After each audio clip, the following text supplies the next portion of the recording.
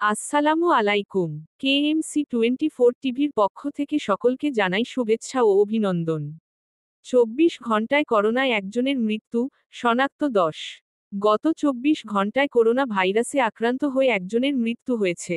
পাশাপাশি নতুন করে আরও 10 জনের শরীরে এই ভাইরাসটি শনাক্ত হয়েছে।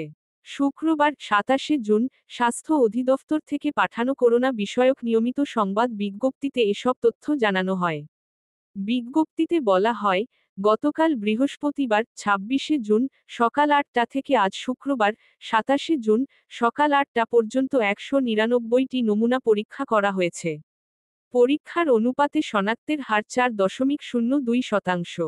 চলতি বছরে এখন পর্যন্ত ভাইরাসটিতে আক্রান্ত হয়ে 20 জনের মৃত্যু হয়েছে। আর করোনা শনাক্ত হয়েছে 528 জনের।